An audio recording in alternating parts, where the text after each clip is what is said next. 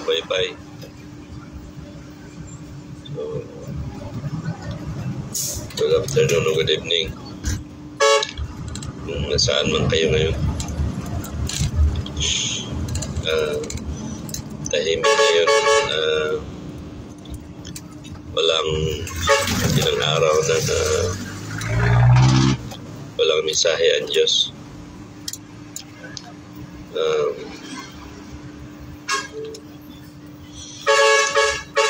Nandiyan na kasi lahat sa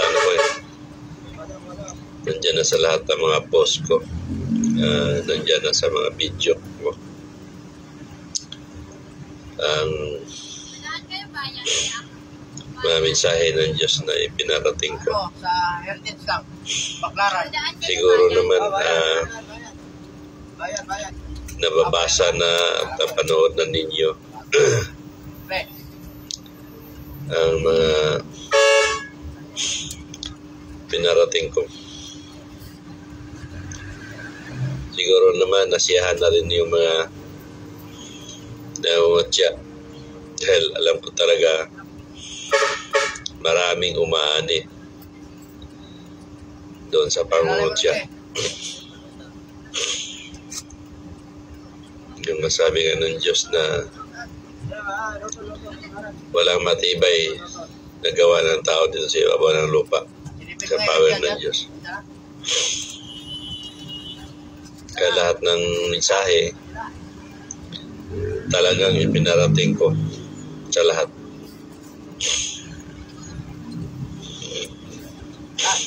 Sa mga nangyari ngayon,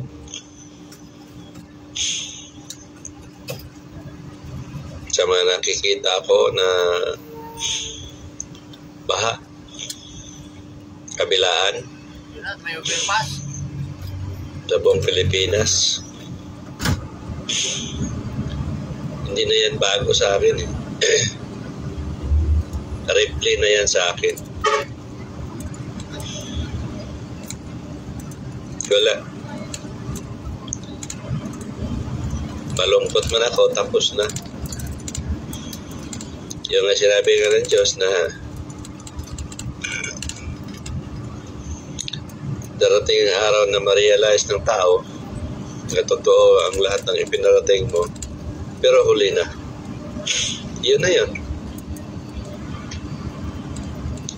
Ma-realize mo ninyo na lagi ko pinagsigawan niya na sa live ko na yan, sa mga post ko, na ma-realize man ninyo na totoo ang sinabi ko na galing sa Diyos talaga. Nasa hukay na kayo o nasa ilalim na kayo ng putik o nalubog na kayo sa tubig or wala na kayong tirahan. Kaya yun naman talaga ang sinabi ng Diyos, na ang lahat ng mensahe ko na ipinarating mo sa mga tao, pag hindi mangyari yan, sasabihin ng mga tao, sinungaling ka, nagpatotoo ka, nabuang ka. Kaya kailangan mangyari at mangyari at mangyari at mangyari para sabihin ng tao na totoo nga ang lahat ng ipinarating mo. Pero huli na ang lahat. Yun na yung sinabi ko. Nahuli na. Hindi lang sa trahedya, hindi lang tinamaan kayo ng mga sakuna, o hindi lang naghirap kayo o anuman sakit pa. Dahil maraming bagay yan na batayan ng Diyos kung saan kayo aani. Marami dyan ang utya.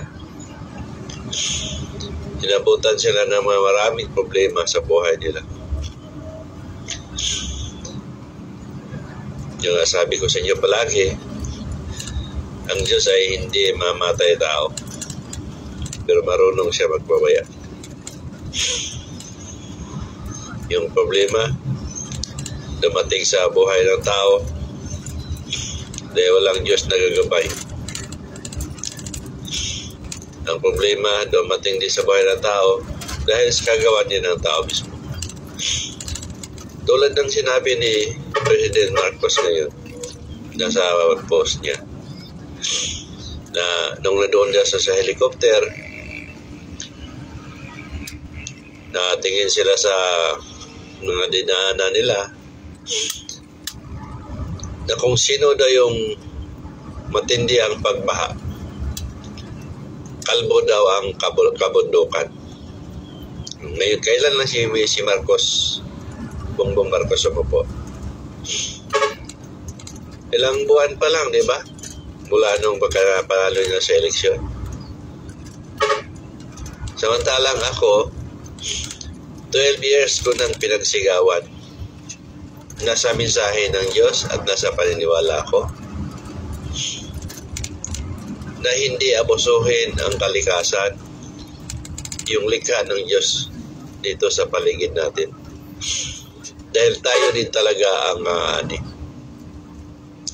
natandaan ninyo yung umiiyak si Jesus Christ na doon kami sa bundok. Nasa post ko yan. Nasa live ko pa rin. Na habang nasa ibabaw kami ng bundok, nalungkot siya at umiyak siya. Ang sabi niya, tingnan mo ang mga puno, pinagpuputol ang mga tao.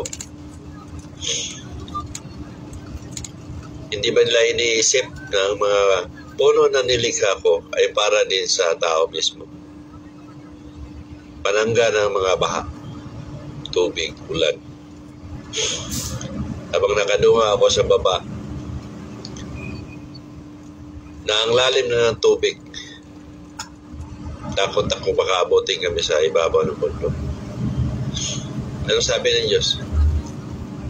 Darating ang panahon na ilulubog ko ang mga lugar na hindi dating binabaha.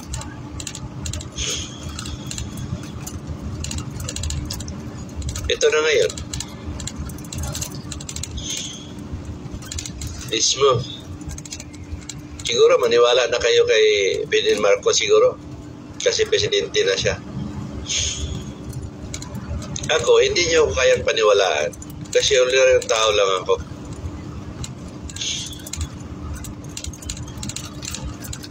Di ba? Sino ba ako para paniwalaan ninyo? Lalo't hindi ako naniwala ng hindi lahat ng laman sa Bible ay galing sa Diyos. Lalo't hindi ako naniwala ng mga relihiyon. Andok!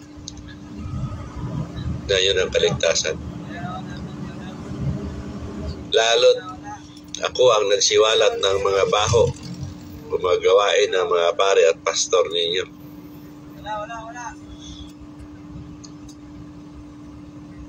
At lalong hindi kayo maniwala dahil gumagamit ako ng mga salitang manghang na hindi ninyo naririnig sa mga pare at pastor ninyo. Kaya talagang hindi kayo maniwala.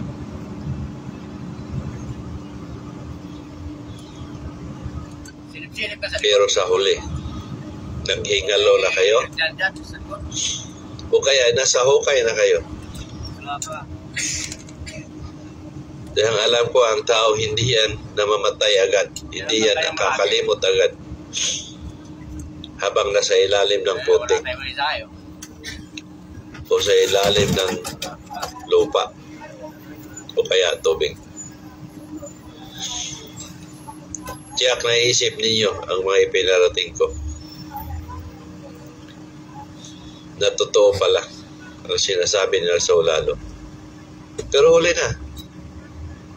Dahil ilang segundo na lang ang natitira ninyo. At malagutan na kayo ng hininga. Sisiguro ko sa inyo yan. Anong ini-expect ninyo sa bansa natin? Na pinagmamalaki ng mga pare at pastor ninyo o natin na ang Pilipinas ay mareligyosong tao dahil 80% Katoliko at ang 20% ay nahati-hati sa napakaraming reliyon. Ano ini-expect ninyo sa bansang ito? Na ang mga pare at pastor ay binansagan ng Diyos na ang mga pare at pastor ay tinatawag ko silang number 1 makasalanan. Then, ano ngayon ang inaasahan ninyo? Na ang mga natutunang paniniwala ninyo na galing sa kanila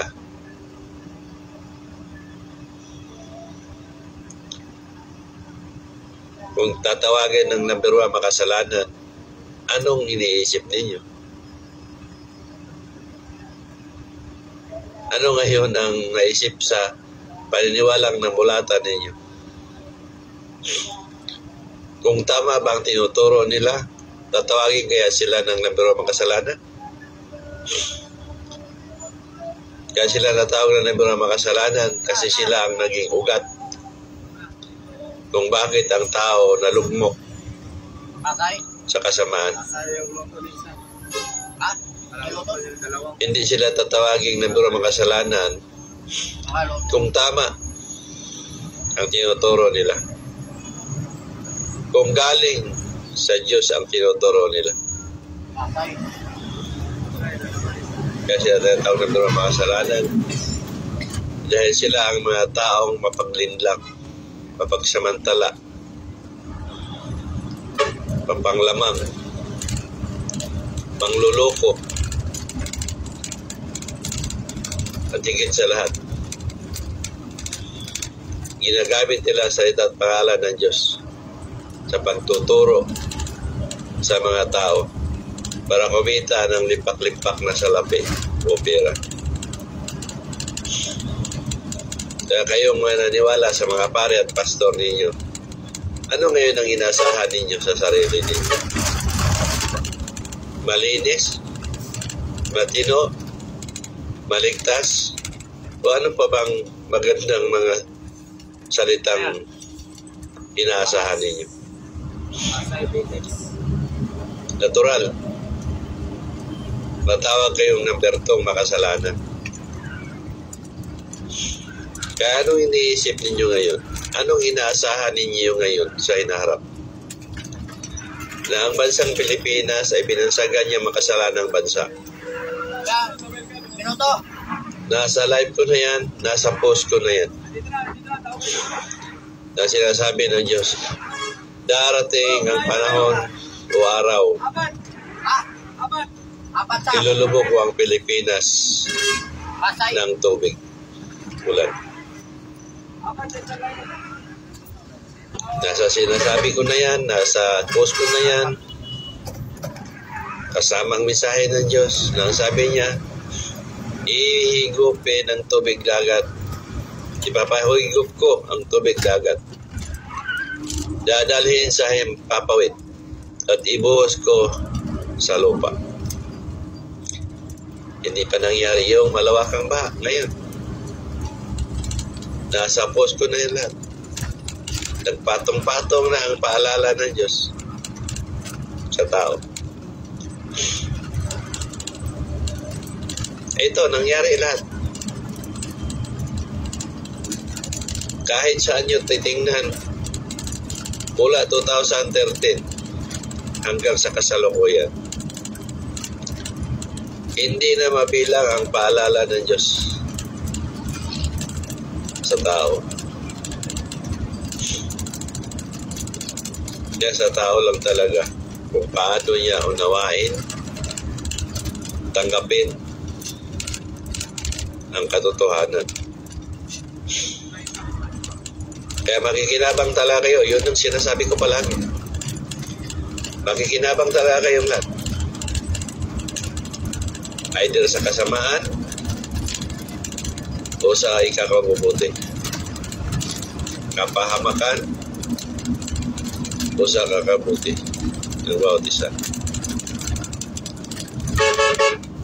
Dahil napakalinaw ang sinabi ng Diyos, maswerte ang mga taong naniwala sa iyo na ginamit kitang kasangkapan at naniwala sa akin ni Jesus Christ. Boses pa lang marinig nila sa iyo, gagaling sila o maligtas sila. Ipinaliwanag ko rin sa inyo, boses. Kung susunod kayo sa mga sinabi ko, makinabang kayo, gagaling kayo, o maiwas kayo sa mga trahedya na dumarating sa buhay ninyo. Dahil napakalinaw din ang sinabi ng Diyos. Sa taong tunay na niwala sa akin, kasama nila ako sa lahat ng panahon. Kaya wala din akong duda na wala ang Diyos sa inyo pag taos puso kayo naniwala sa Diyos at lubos naniwala sa akin na ginamit ng Diyos na kasangkapan. Na nagparating sa mga mensahe niya bilang paalala sa mga tao for second coming. Napakalinaw na rin ang sinabi ng Diyos na ang dating tubig, dagat na hindi bakit sa lupa, ngayon naakyat na. Ang dating ilog na hindi umaapaw, ngayon naapaw na. Ang dating lugar na hindi binabaha, ngayon binabaha na. 12 years kong pinagsigawan sa inyo ito. Yung mensahe na yun. Hindi nyo masabing gawa-gawa. Hindi nyo masabing nakataon lamang. Ang bukang bibig ng mga taong tinamaan ito, first time nangyari sa buhay nila. Ngayon, ano sasabihin ninyo sa first time? Dati na ba yun? Dahil ang lagi nyo sinasabi, baha, dati na yan. Bagyo, ulan na yan. Lindol, ulan na yan. Dati na yan.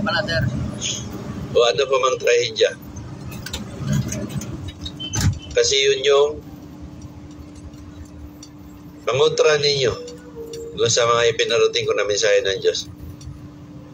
Na dati na. Pero ipinagsigawan ko sa inyo. Sa literal dyan ha. May natutulog. Ang sinasabi ng Diyos na kung ang dating lugar na hindi binaba, ngayon babahay na. Kung dating tubig dagat hindi umakyat sa lupa, ngayon naakyat na.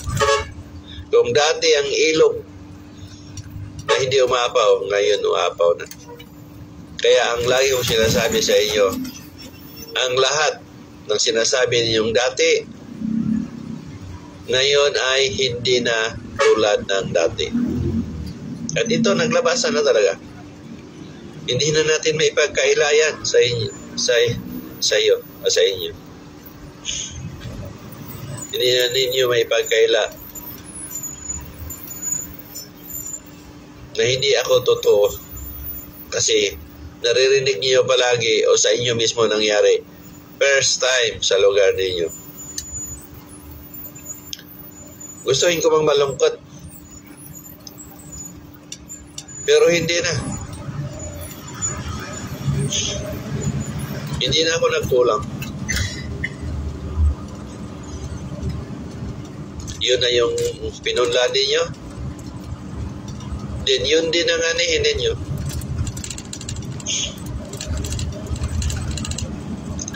Pagkatapos ninyong kuntsain ang mensahe ng Diyos na yun ang naging ugat na umani kayo, then anong gagawin ng Diyos? Iligtas kayo? Yun ang paniwala ninyo na turo ng pari at pastor, kahit makasalanan kayo, pinapatawad kayo ng Diyos, ililigtas kayo ng Diyos. Yun ang akala ninyo. Katang isip lang ninyo yan. Kasi yun ang naturo ng mga pari at pastor ninyo. Dahil kahit ang Diyos, ang tao makasalanan, patawarin ng Diyos, iligtas ng Diyos. Kasi ang Diyos ang pag-ibig. Yun talagang alam ninyo na yun ang tamang paniwala. Pero sa Diyos mismo, hindi. Ang Diyos ang pag-ibig sa mga taong umiibig din sa Kanya. Ang Diyos ay tagapagligtas. o iligtas niya ang mga tao sa mga tao naniwala din sa Kanya. Kami, nadaan. Baklaran. Yun ang tunay na kalooban ng Diyos. Kaya lagi kong pinagsigawan at inuulit sa inyo na sinasabi ng Diyos, ngayon yun lang ako naalala kung kailan nahirapan ka na o kayo. 6 na oras na lang at 20 minutos ang natitira sa iyo. Ano ibig sabihin doon? Pabayaan ka ng Diyos na. Hindi ka na iligtas. Nagkalat na yan sa post ko, nagkalat na yan sa mga live ko, itong mensahe na ito. Saan ko nakuha ito na mensahe? Yung kapatid ni Maristela Nalwan, nung humingi sa akin ng tulong, na namising sa Camiguin, kalagitnaan ng Bohol, at naituro ko na makita ang bangka nila sa laot ng Surigao.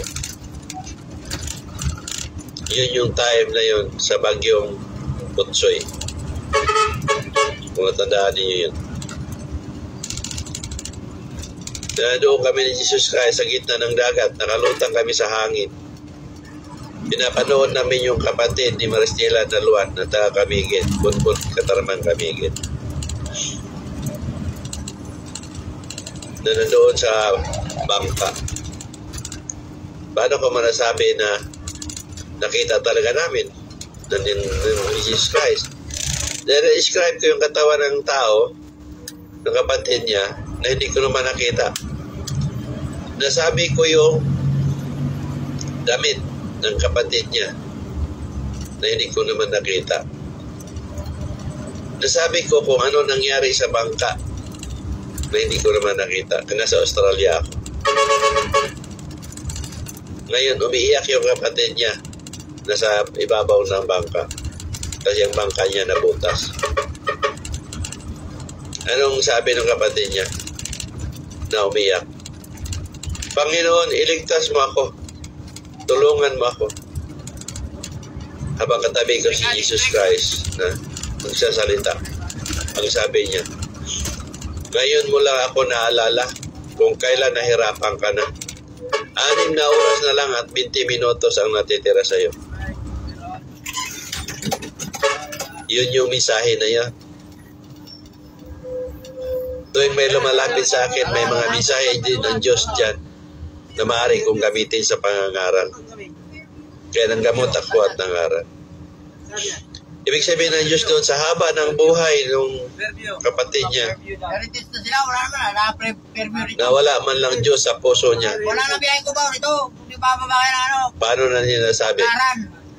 Ng kapatid niya nagsisimba naman yun. Dahil si Maristela, isa niya sa nangunahan sa mga dasal-dasal sa mga patay.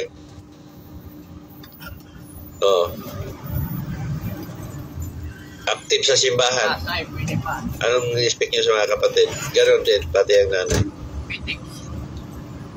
Bakit sa panahon na yon, sinabi ng Diyos na ngayon mo lang ako naalala kung kailan nahirapan ka na. Nagsimba naman yung tao. So, ibig sabihin, walang silbi ang pagsimba. Kasi wala doon ang kaligtasan. Ang kaligtasan ng tao, kung paano tayo nabuhay, kung anong ginawa natin sa buhay natin, sa pang-araw-araw natin. Gumawa ba tayo ng kabutihan? Alinsun ang ginagawa ba natin? Alinsunod ba yan sa kautusan ng Diyos? Ano mga bagay na ito? Itong pakikitungo natin sa kapwa natin tao, pakitungo natin sa magulang natin, pakitungo natin sa kapatid natin, pakitungo natin sa mga kaibigan natin, pakitungo natin sa lahat ng tao dito sa paligid, pakitungo natin sa manilikha ng Diyos dito sa paligid. Ito yung paniniwala natin sa Diyos. Ito yung sinasabi natin na Diyos ang pag-ibig. Na kung nagawa mo ito habang nabubuhay ka, pinapatunayan mo rin sa Diyos at pinapakita mo sa Diyos na ikaw ay may pagmamahal pag malasakit, sa lahat ng bagay na sa paligid mo. At ito ang kaligtasan. Hindi doon sa simbahan, hindi doon sa relihiyon na pinaniwalaan ninyo. Tingnan ninyo kayong mga mahilig magsimba. Araw-araw kayo nagsimba, mga katekista ninyo. Kayo mismo nagsisimba. Tingnan ninyo mga ugali ng mga katekista. Tingnan niyo mga ugali ng mga nag-leader ng mga big o ibang mga organisasyon. Ang papangit na mga ugali nila. Pag nakaasta sila, akala nila ligtas na sila. Ngayon, punta tayo doon sa nagtuturo sa inyo, yung piniwalaan ninyo na pare at pastor na sinasamba ninyo.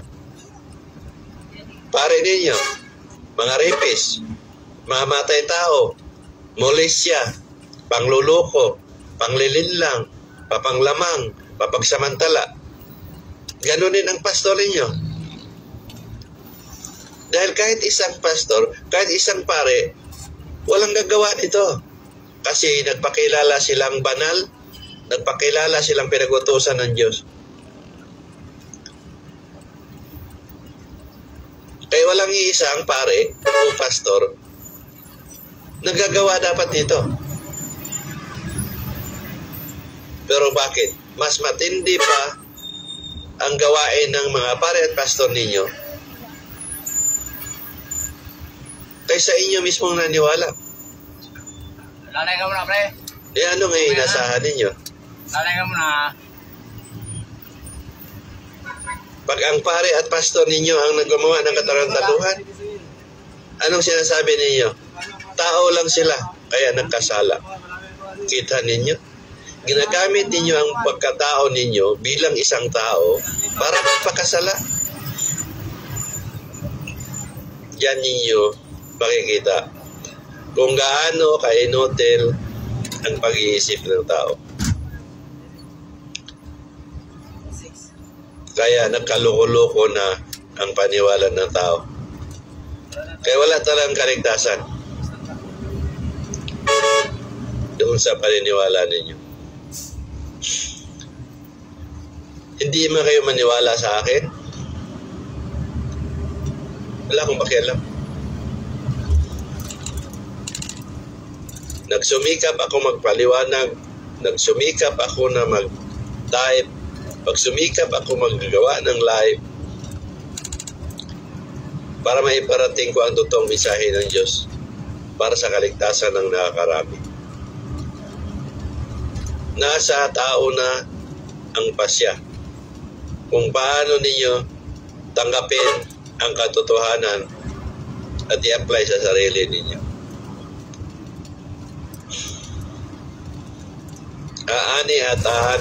Aani kayo.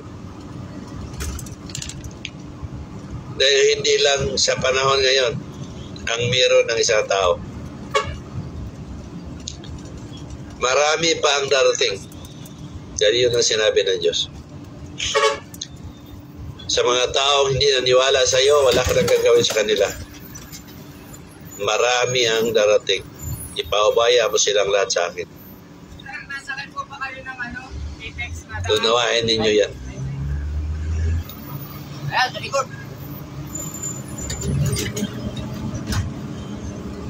Kaya hindi na siya nagbigay ng mensahe sa ngayon. Nasakit. Nalungkot man ang Diyos sa mga nangyari na pinabayaan niya ang tao dahil sa hindi kayang paniwalaan ng tao at kinukot yan ng tao ang mga mensahe niya na pinarating ko at ako mismo kinukot yan niya ng mga tao. Oo. Sa akin okay lang. Pero alalahanin ninyo ang sinasabi ng Diyos. Sa mga taong nagsasabi sa iyo ng masakit, nabuang ka, nagpatotoo ka, o sinungaling ka, hindi nila ba iniisip, ako ang sinabihan nila, ako ang nasa harapan nila. Yun, intindihin niyo yun.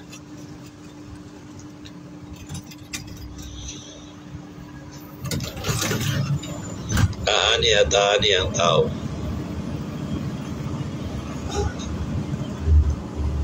alalahanin nila ako ang nagbukas sa pintuan sa impyerno at sa paraiso.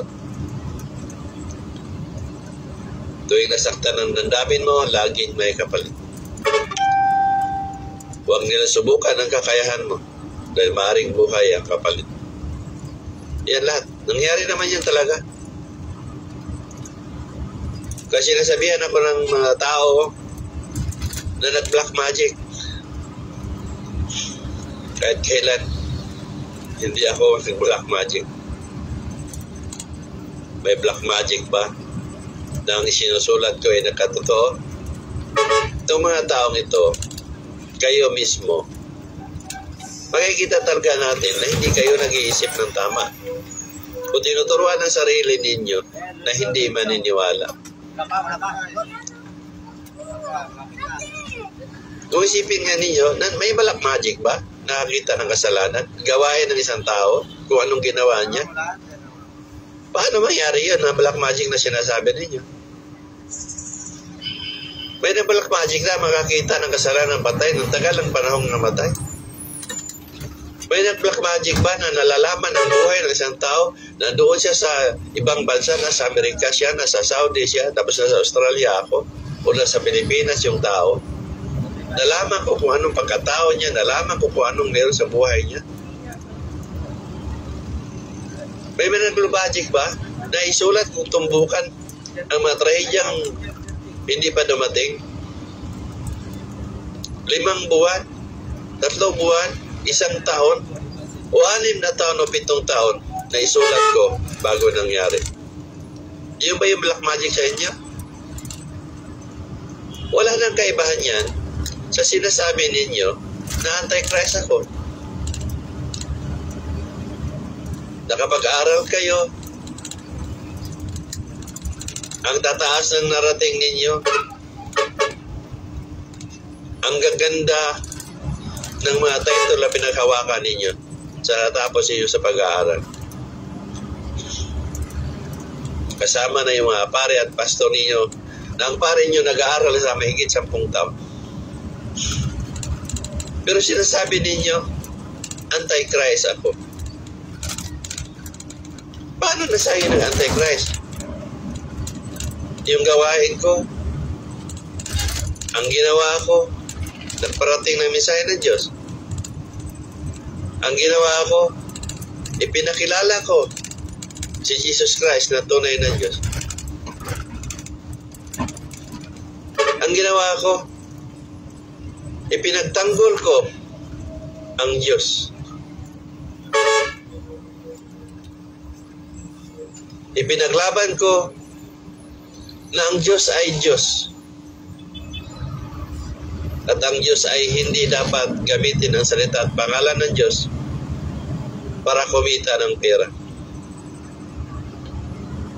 At ipinagsigawan ko kung ano ang sinabi ng Diyos. Na ikaw ang nanggagamot, pero ako ang nagpapagaling. Manggamot ka at mangaral. Sa gagawin mong ito, wala kang singilin sa mga tao kahit 5. Absolutely free. At yun din ang ginawa ko. Ngayon, kayo mga abogado, mga doktor, engineer, o ano man natatapos ninyo. 3 taon, 4 na taon, o ano man yung napag-aralan ninyo. Nasaan doon ang Antichrist? Sige nga. Nasaan doon ang Antichrist na sinasabi ninyo na Antichrist ako? Ang ginawa ko, puro kabutihan. Ngayon, sino ang Antichrist sa amin? Ako, yung mga pare ninyo. Ang pare ninyo, ginagamit ang salita at pangalan ng Diyos para kumita ng pera. Anong tawag nun? Antichrist na. Yung ginawa ng mga pare at pastor ninyo,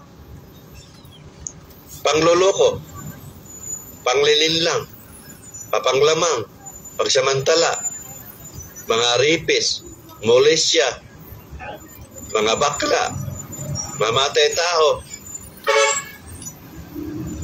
O ngayon, anong tawag ninyo dito? Galing ba sa Diyos lahat yun? Na sinasabi ninyo? Anong sinabi ng Diyos? Hindi lahat ng gumagamit sa salita at pangalan ko ay akin sila. Ang salitang akin ay angkop sa kanila lahat yan o angkop sa lahat ng bagay. Aking pinag-utusan, aking nakikita, aking patawarin o anumang akin.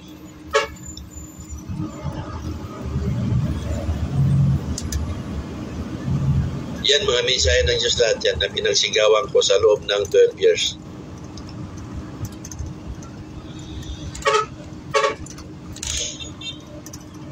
Kaya dito natin nakikita kung sino ang Antichrist. Nagtuturo sila na si Jesus Christ ay tunay na Diyos o makapangyarihan. Walang ibang nakakaalam kung hindi Diyos lamang. O diba? Malinaw yun. Pero sa nagagawa ko, na hindi magagawa ng ulo ng tao, ang sinasabi nila, Antichrist ako, o demonyo ang gumamit, o ako mismo ang demonyo. Pero hindi nila naituro mula noon pa na ang demonyo is powerful. Ang demonyo ang nakakaalam.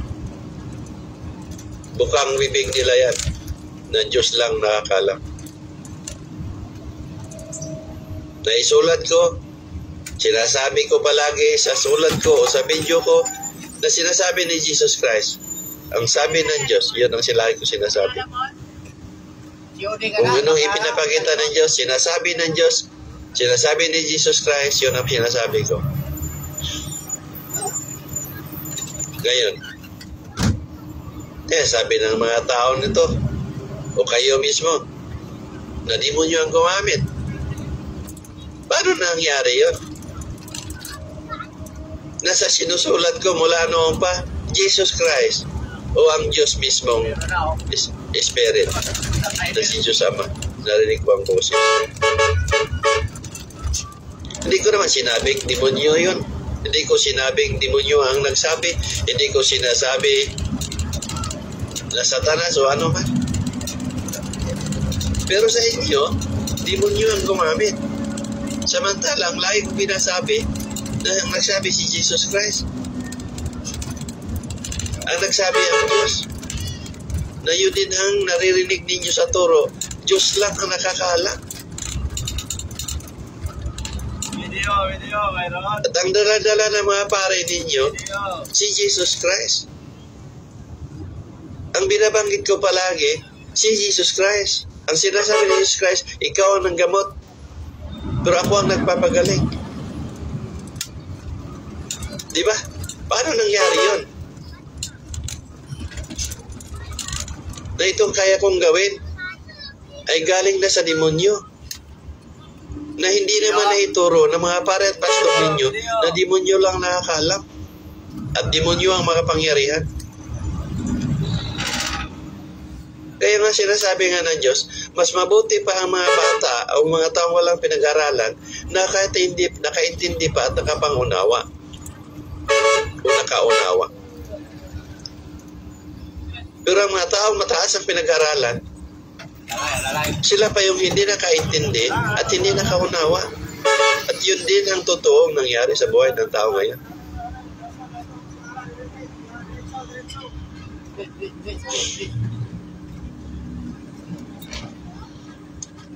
Hindi ako nalulungkot sa ngayong trahedya. Nasa mensahe ng Diyos yan lahat. Nalulungkot ako sa pag-iisip ng tao na hindi na nagagamit ang tamang pangunawa at pag-iisip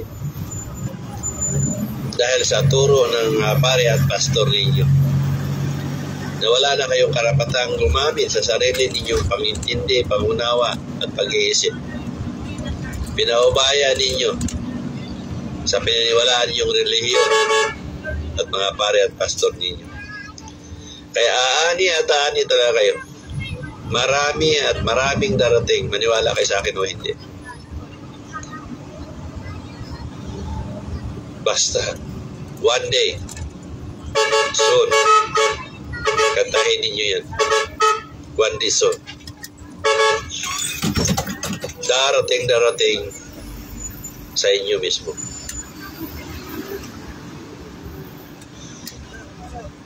Nakita ninyo ngayon, kandarapa ang mga rescuer kung paano mag-rescue.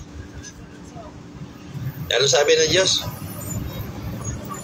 Ang tamang pag-rescue, yung ginagawa mo.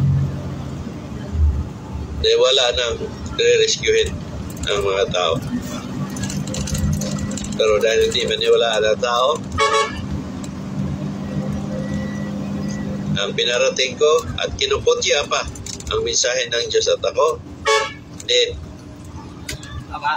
Darating ang araw na wala nang mag-rescue sa mga tao. Dahil lahat na kayo nakalubog na sa putik o tubig. Basta ang masabi ko sa inyo, anong ini-expect mo o ninyo sa bansang binansagan ng Diyos na makasalanang bansa? Kayo na mag-isip.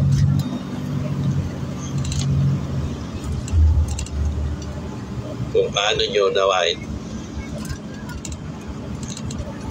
Ulitin ko, anong ini-expect ninyo sa bansa natin na Pilipinas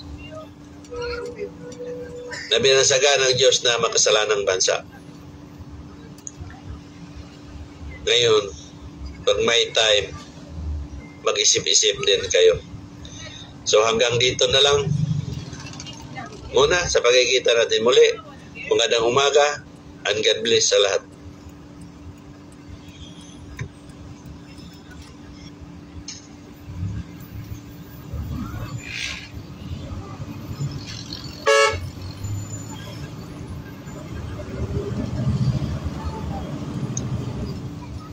Good morning guys. Ito guys, live stream tayo. Pagtsagaan ko na to si ano guys. Pagtsagaan ko na to si Bogart Mapilis. Wala ko totoong pangalan niya kay taga ano na to siya Negros sa Las Castellano Negros. Bogart di Mapilis para sa ito guys. Hindi ka pupukan ng saan kayo. Ang sabi nga ni Bogart, fake daw ako. Alam mo Bogart, di Mapilis, kahit kailan hindi ako naging fake. Hindi ako kailangan naging fake kumbaga. Kahit kailan hindi. Bakit? Totoong pangalan ko to eh. Narciso Olalo. At never kayo makakita sa mga live ko o sa mga mukha ko na gumamit ako ng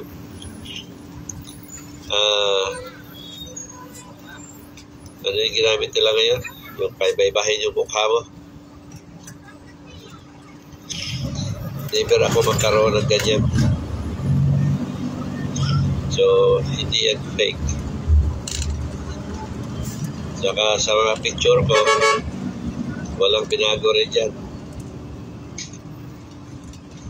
Kung ano yung kapanganakan ko, ganon pa rin yan lahat. Kaya tingnan nyo sa census. Walang fake dito. Ngayon, kung may fake man, baka kayo yon. Baka hindi totoong pangalan mo yan, Bogart de Mapilis. Kung tama yung pangalan mo, ngayon, kung totoo kayo talaga na pumupuna, eh bakit di pakita yung mukha ninyo? Di ba? Bakit hindi kayo mag-live? I-address niyo sa akin. Sabihin ko sa live mo, o mga kababayan, huwag kayong maniwala yan kay Renzo lalo. Dahil fake yan. Kaya sa sinabi na niya na in-scam ko raw yung utak ng tao. Sabihin mo yun, may in-scam kayo. Renzo lalo. Para maging legit yung sinasabi ninyo. Para maging paniwala yung sinasabi ninyo na kayo ay may laban at meron kayong may matutunan ng tao. Kailangan ipaglaban ninyo panindigan at patunayan. Hindi yung sasabihin lang ninyo fake ako. Kaya siguro yung kanlao na bulkan dyan sa inyo sumabog. Dahil ang dami mo palang sinasabi. Ano sinabi ng Diyos? Ang malaking trahedya ay mangyari yan sa lugar kung saan marami ng utya. Isa tagal lang ginawa ko na to eh. Bogart.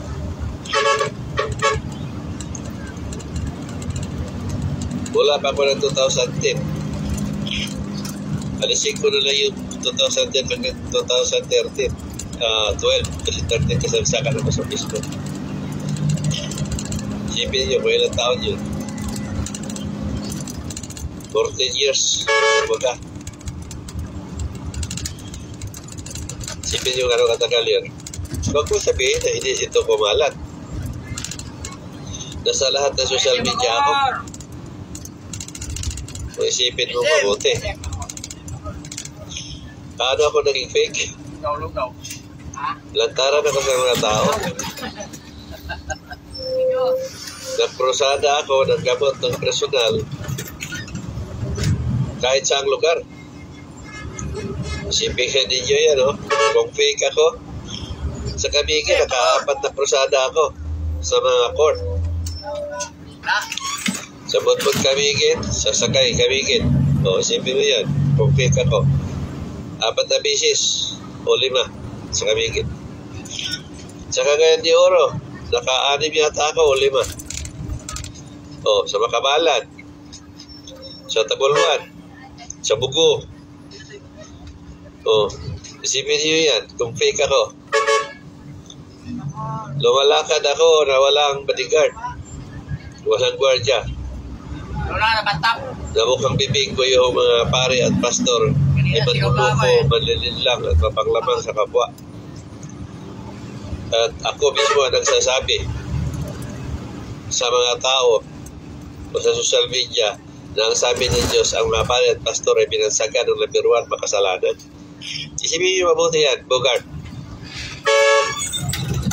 Sa Bohol, nakailang krusada ako. Palagay ko na lang, mga 4 o 5.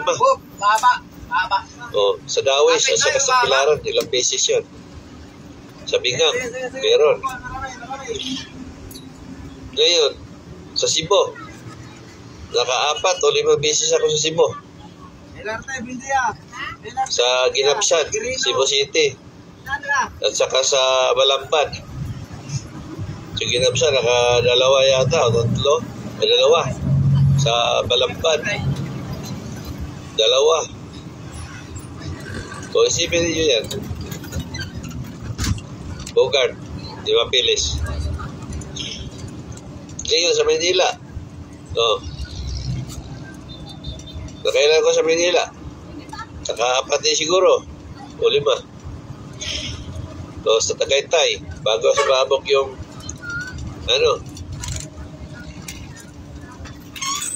Taal. Kasi yun ang sinasabi ko doon.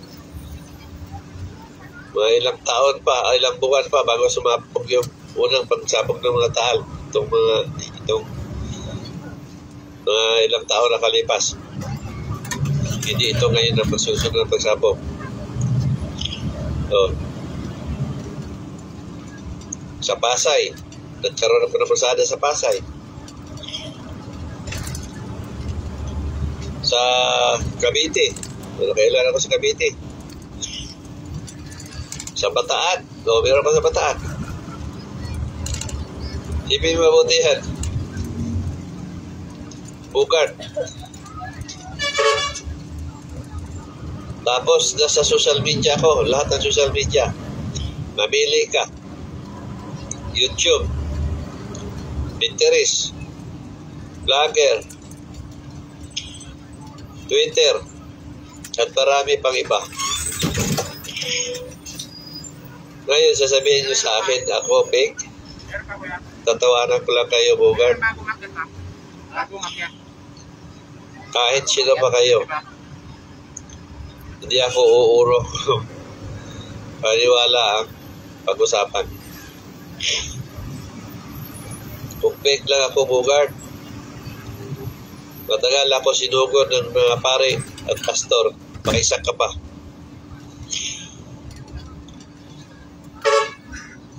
Pinagmumura ko na nga yung mga pare at santo papa ninyo. Marinig mo yung mga live ko. Lumalaban ako ng firing squad. Kung sino may gusto. Kung hindi nyo kayang patunayan, kayo ang firing squad.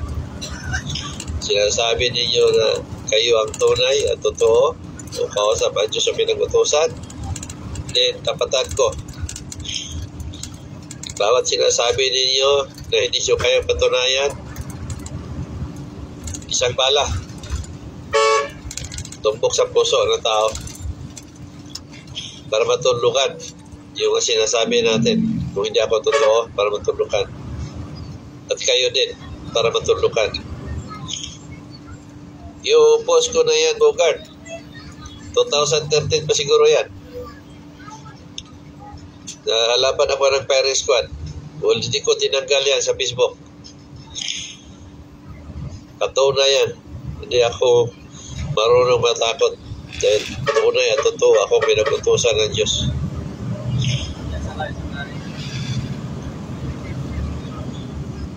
Kayo lang naman pala ang katapat ko. Pagtsatsaga ako kayo. Wala pang isang pare at pastor na kalapit sa akin na ginagawa ko. Yun ang sinasabi ng Diyos sa akin.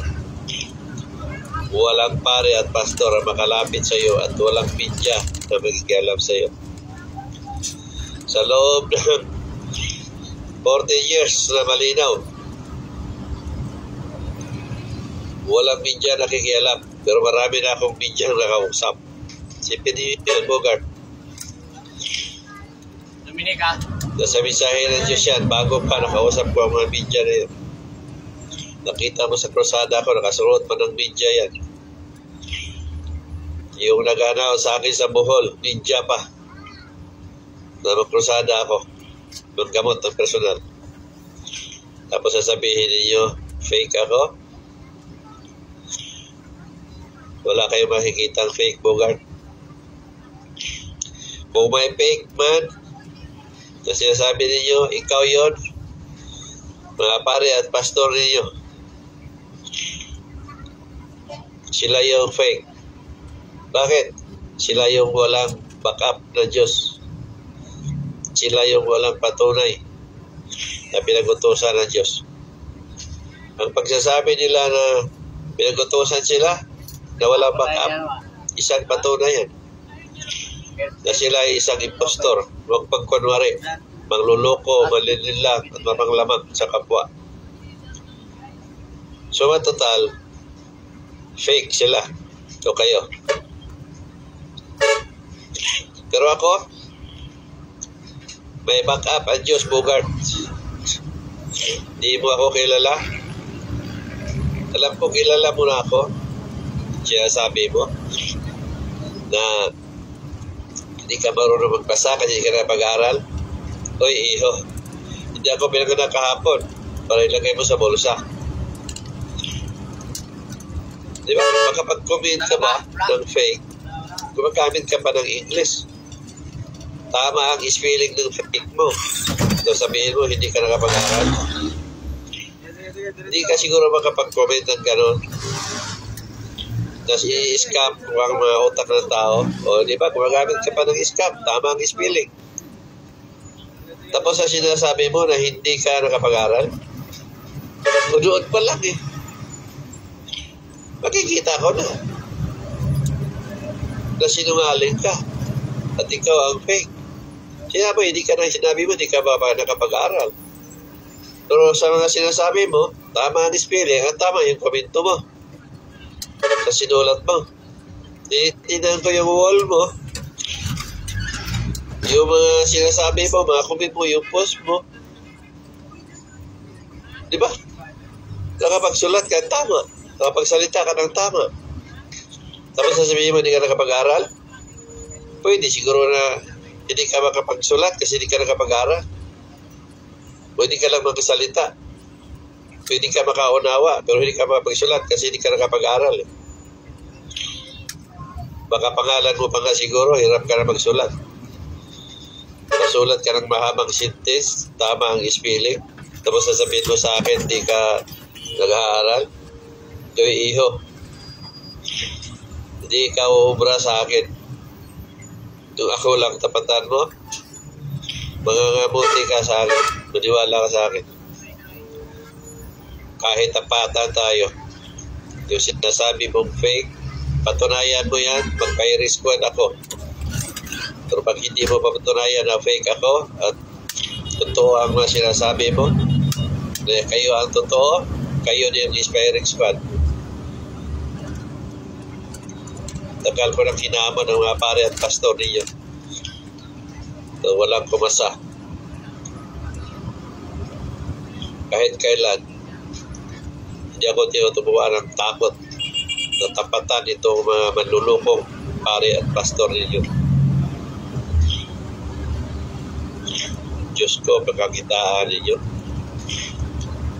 Pinaglaban ko sa tipang tanggol na hindi dapat siya pagkakitaan. Dahil siya ang tagapagligtas. Siya ang tagapaglikha. Kaya i-spread na natin o i-share o iparating sa kapwa natin ang salita at pangalan niya. Hindi natin kailangan na humingi ng kapalit, puri o piraman sa mga tao. Sa panahong nasa bingit ka ng kamatayan, sa panahong gagipitan o sa panahon ng mapahama ka, tatawagin mo ang Diyos mo na tagapagligtas. Tapos ngayon, i-share mo sa kapwa mo na may Diyos na buhay. Humihingi ka ng pera sa tao. Hindi binibinta ninyo ang salita at pangalan ng Diyos sa mga tao para kumita ka ng pera at mabuhay sa mundo. So hindi ang Diyos ang pagkakilala ninyo. Di ba? Kayo ang fake. Kayo ang antichrist. Isipin ninyo, salita ng Diyos at pangalan ng Diyos, ibinibinta ninyo, pagkakitaan ninyo. Di ba yung katangahan, katarantaduhan? Kung tama ba kayo, pangalan ninyo sa akin gamitin ko yan, mangutang ako ng pera o ano mang bagay na gusto ko na hindi mo alam at hindi mo pinahintulot sa akin. Tingnan ko kung hindi ka manggalaiti sa galit. Gano'n lang kadali, Bogart. Nagkaisip ka ng tama. May Diyos bang pagkakitaan mo? Kaya hindi niyo ako matawag ng Antichrist. Dahil pinagtanggol po ang Diyos dito na pinagkakitaan ng tao. Walang Diyos na dapat pagkakitaan. Mahalin ang Diyos na walang kapalit.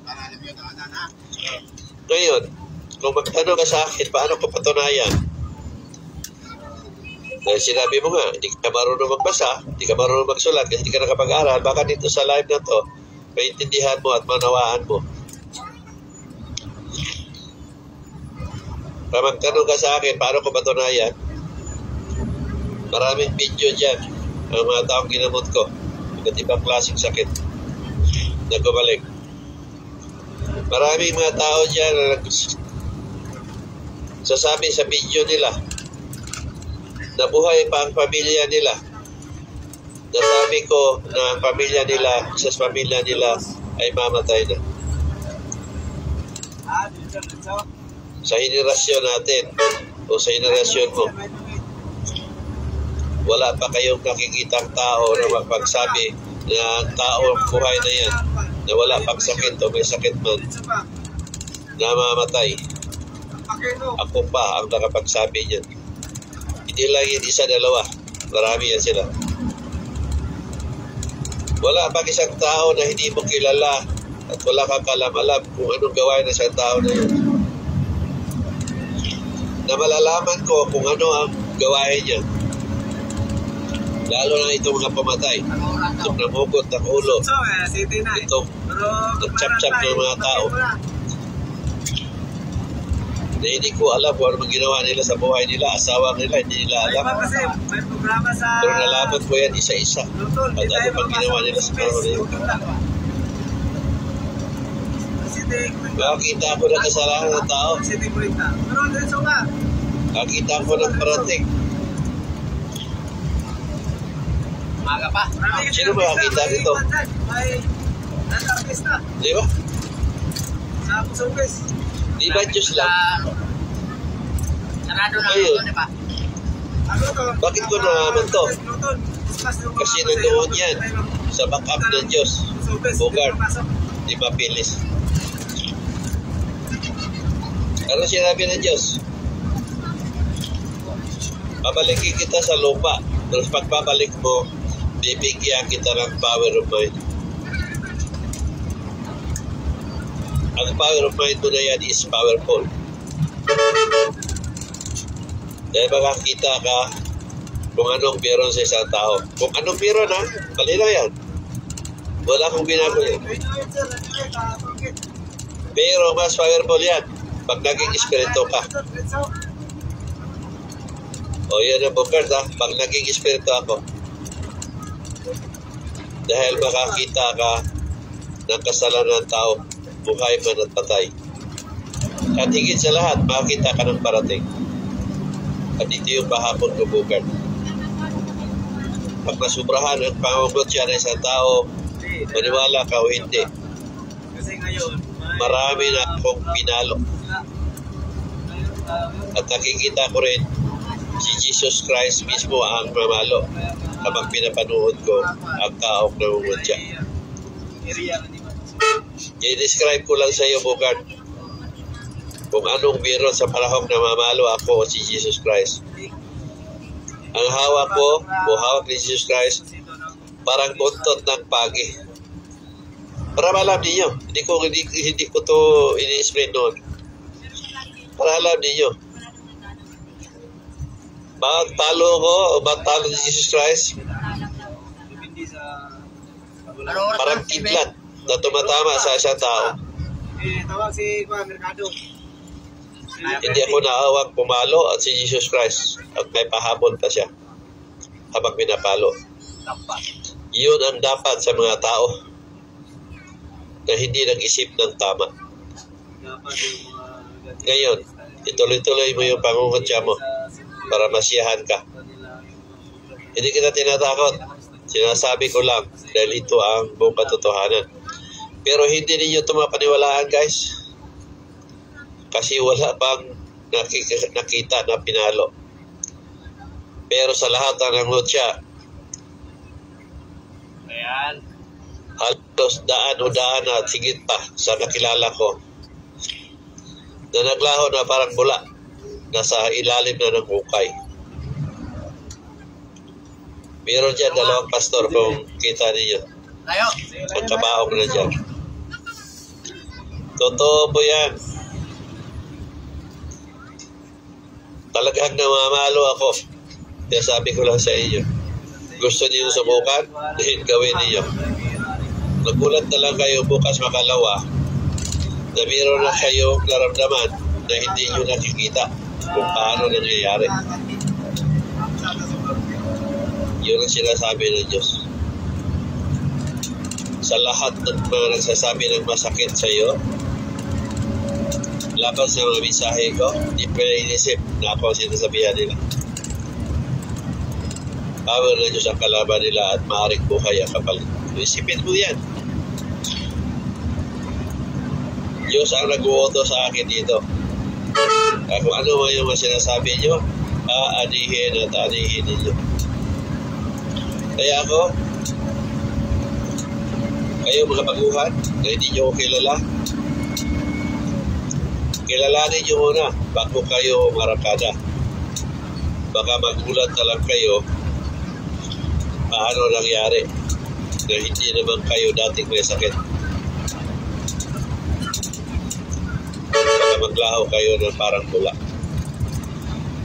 Ako guys, di ako nananakot. Hindi ako marunong manakot. Ako ay nagsasabi ng katotohanan laban sa mga turong kasinungalingan. Ngayon, pag hindi nyo kayang tanggapin, malaya naman kayo na i-disregard ninyo. Huwag niyong pasinin. Tuloy ang buhay ninyo. Total, kanya-kanya naman tayo ng kaligtasan. Naswerte ang mga maniniwala. Alam naman talaga ng Diyos at alam ko din na hindi naman talaga lahat ang maniniwala. Kaya nga sinabi nga ng Diyos maswerte ang maniniwala sa iyo na ginagamit kitang kasangkapan at naniwala sa akin ni Jesus Christ. Boses pa lang marinig nila sa iyo, maliligtas sila o gagaling sila. Physically, mentally, at spiritually. Kaya walang pilitan. Ngayon, kung gusto mo manahimik, kayo din. Magutya ka na, magutya. Lubos-lubosin nyo na. Ito na ginawa ko. Hindi ito pa magutya. Pagpuna ito sa mga maling turo. Sino ang binagtanggol ko dito, guys? Ang mga tao. Gusto ko ang mga tao magising sa katotohanan na pinagluloko ng mga pare at pastor ninyo. Itong mga nagtatak ng reliyon na pinagkakitaan nila ang mga tao. Di ba? Itinuturo nila ang turo na sila din makikinabang o kayo. Isipin nyo mabuti. Ang mga membro nagsumikap na kumita ng pira at mabuhay para sa kanila at sa pamilya niya mismo. Tapos nagigibahagi ang mga pare at pastor ninyo o kayo mismo. Isipin nyo mabuti yan. Sila ang nagpakahirap. Tapos nagigibahagi kayo gamit na salita at pangalan ng Diyos. Di ba yung panluloko? Nagtuturo kayo na sa Bible ang kaligtasan na hindi naman. Nagtuturo kayo na sa reliyon ang kaligtasan na hindi naman. Yung tinuturo niyo pabisa, padasal para makapagligtas na hindi naman. Di ba yung panluloko? Ang kakapal ang mga mukha ninyo, mga pare ninyo, mga pastor ninyo, ang kakapal ang mga mukha niya. Ang tagal ko na pinagsigawan ito na manluluko ang mga tao ito, manlilinlang sa kapwa, mga ripis, mga molestya. Bakit hindi niyo kupunahin ang harap-harapan? Tapata tayo kung saan kayo naging tama. Yung pakuha dyan, dito na. May pinagutusan pa ng Diyos, nagtambak ang mga rape case. Sakayan. May bababa. Dito, mayroon. Yun ba yung pinagutusan ng Diyos sa inyo? Baklaran. Baklaran. Ang kapal naman ng apong ninyo. Ang kapal naman ng mukha ninyo pumuna na fake ako. Hindi ako galit sa inyo. Pero kailangan kong isiwalat ito sa buong sanlibutan para ang tao matuto mag-isip ng tama. Yung bus stop doon. Bus stop na. Hindi pa kumita ang mga tao. Bago akyat. Hindi pa nag-upisa sa trabaho. Meron na kayong bahagi ng 10%. Gamit ang salita at pangalan ng Diyos. Ang swerte nyo naman. Di ba ang kapal ng mukha ninyo? Bugart? Di mapilis? Nagkakamali kayo ng tinaptan. Dahil hindi ako marunong matakot at hindi ako uurong. Tapatan niyo yung live ko. Pakita yung mukha ninyo para masabi ko na hindi kayo fake at ako ang fake.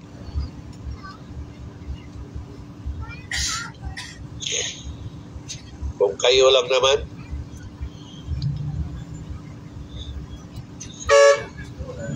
maghanap kayo ng patunay ninyo para masabi ko na kayo ang tama at totoo. Pagtsatsagaan ko kayo, maniwala kayo sa akin.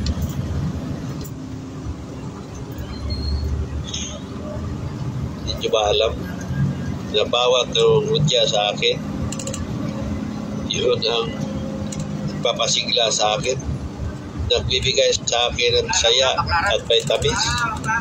Kaya pag wala kayo, tahimik ang Facebook ko.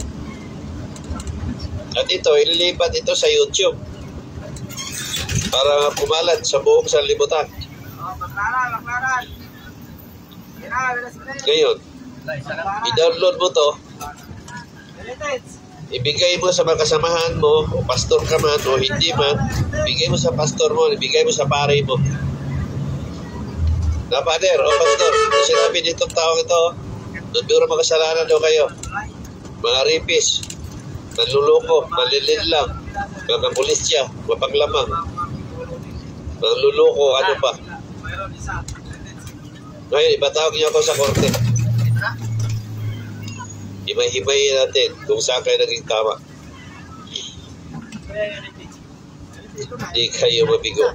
Bakit kami natuloy? Pagsama-sama kayong lahat doon. Wala na ha?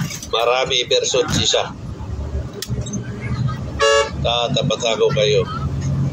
Kayo may abogado, ako walang abogado. Pagtanggol niyo sarili niyo na may abogado at ipagtanggol ko sarili ko na walang abogado. Patunay, laban sa patunay. Sa kabila na sir, kabila. Hindi ko kayo uurungan kung paniniwala pag-usapan. Kabila na, kabila. Pinag-utos sa akin ng Diyos ito para iligtas ang mga tao na lubog sa kasalanan dahil sa mga maling turo.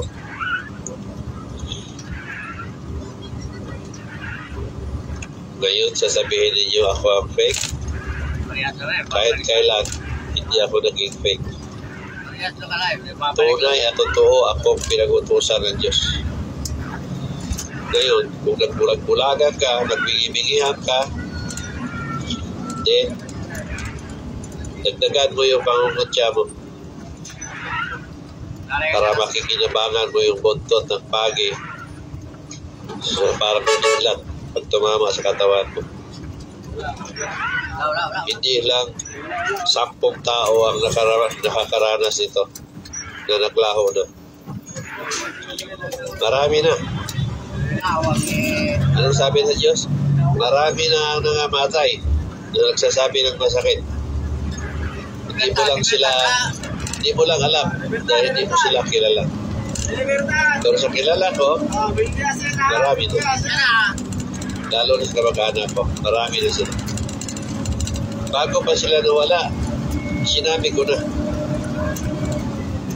Once nakapalo nga ako, pwede na ako magsabi na hindi na magtatagal sa isang taong. Kung alam mo lang. Dagdagan mo ang pangutya mo para maramdaman mo ang fake, kung sino ang fake sa atin. Guys, naka 32 minutes na ako. Tama na siguro ito. Sapat na yun. Narinig ni Bugart, ni Mapilis. Sino nakakilala sa kanya? Taga Las Castellana Negros. Ikayatin nyo sila. Na mag-live, i-address sa akin, Narciso Lalo, ito itong pangalan ko yan. I-tag niyo ako, i-post nyo sa wall ko kasi nakapublic ako. Para makita ko na hindi pala siya fake at ako ang fake. Ganun.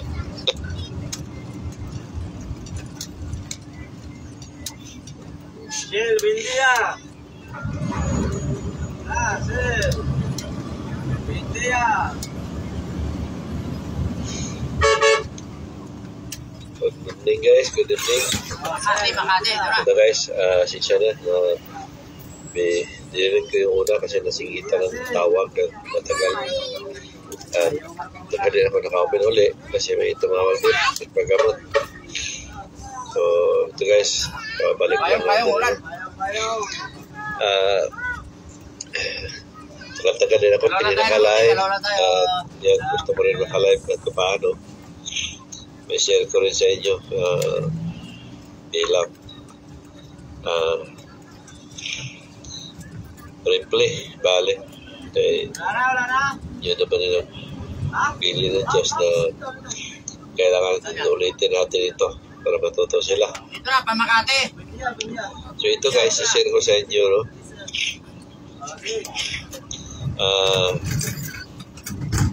May nagtanong sa akin na Muslim.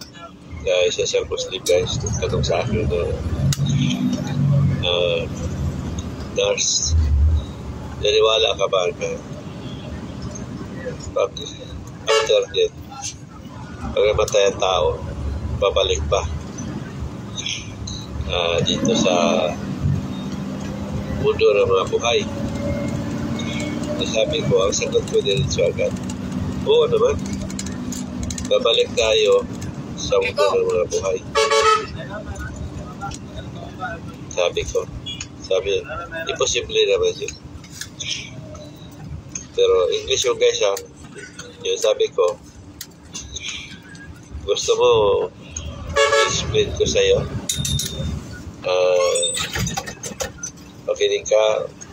pakinggan mo, i-explain ko sa'yo kung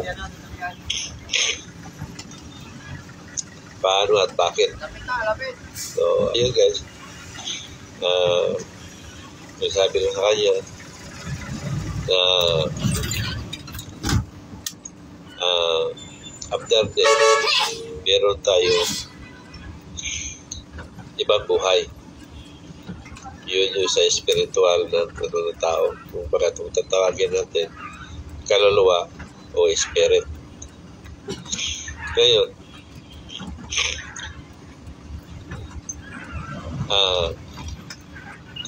narinig naman ninyo yung katawag na reincarnation. Pero bago tayo magpunta sa reincarnation,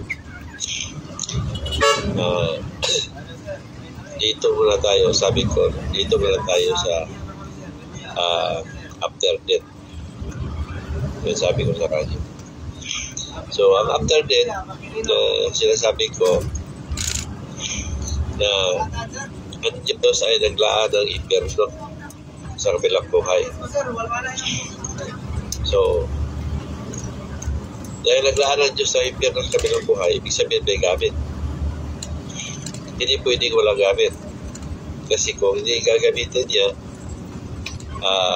useless naman. Laan siya ng impyerno. At kung ayaw man sa turo na lahat ng kasala patawarin, useless din ang nilaan ng Diyos na impyerno. Ibig sabihin, dahil na-impyerno ang nilaan ng Diyos, ibig sabihin, malinaw doon, na mayroong hindi patawarin. Sumurado na yung turo sa simbahan na pamisa, padasal, o ang lahat ng nagkasala patawarin. Kasi may impyerno ang nilaan ng Diyos. Napakalinaw yan. Ngayon, sabi ko, bakit ang Diyos naglalaan ng impyerno sa kabilang buhay? Ito yung pag-ibig ng Diyos. Oh, sabi, bakit pag-ibig? May impyerno nilaan. O, di ba? Ito yung pag-ibig ng Diyos sa tao. Na binigyan tayo ng freedom o kalayaan. So, sa kalayaan na yun, o freedom, yun yung mayroong impyerno ay nilaan ng Diyos para sa kaparusahan sa isang tao na lumabag sa kalooban at kautusan ng Diyos. Yun yung kalayaan ng tao. Ngayon, so ang nilaan ng Diyos, impyerno at paraiso. Ngayon, kung habang nabubuhay ka, i-disregard natin yung wala kang kilala ng Diyos, basta nabuhay ka lang, nagawa ka ng tama na ayon sa kalooban mo na ayaw mo makasakit ka ng damdamin sa kapwa o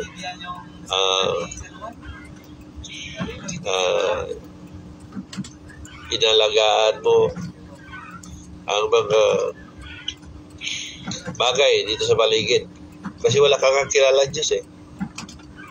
Basta alam mo gumawa ka ng kabutihan na ayon sa kalooban mo na ito ay mabuti, ito ay maganda, pagmamahal sa kapwa o pagmamahal sa paligid mo. So wala kang Diyos na kilala, no? Halimbawa. So yun yung pag-ibig. Dahil pag-ibig, of course, wala kang kilalang Jesus Christ, wala kang kilalang tagapagligtas. Pero may pag-ibig ka. So automatic yan, guys. May Diyos ka sa puso. Kasi may pag-ibig ka eh. Ang Diyos nga pag-ibig eh. Ngayon, dahil pinangalagaan mo yung mga nasa paligid mo, yun nga nasa isip mo na ang mga bagay na ito ay makinabangan ng sunod na henerasyon at makalagaan mo kung ano man meron sa paligid na living things o ano man lahat ng bagay. So, makikita natin na ayon sa gawain ng isang tao ay kabutihan. So, dahil kabutihan, nandiyan ang pag-ibig. So, 100% sa sarili mo mismo o ang taong ito may Diyos sa puso. So, maliligtas ito. Dahil may Diyos siya eh. Hindi ka lang niya kilala. Hindi sa naniwala na may tagapaglikha. Baga, na-exist lang tayo na parang na-exist lang siya na parang kabuti. Pero sa mga gawain niya, ito yung gusto ng Diyos sa tao eh. Pangalagaan niya yung mga nilikha niya na siya rin makikinabang at mahalin ang kapwa niya. So pag ganito ang ganun kalooban ng tao, guys, walang gulo sa mundo. Diba? So ang Diyos hindi na magpaalala sa tao. Hindi na siya magkatawang tao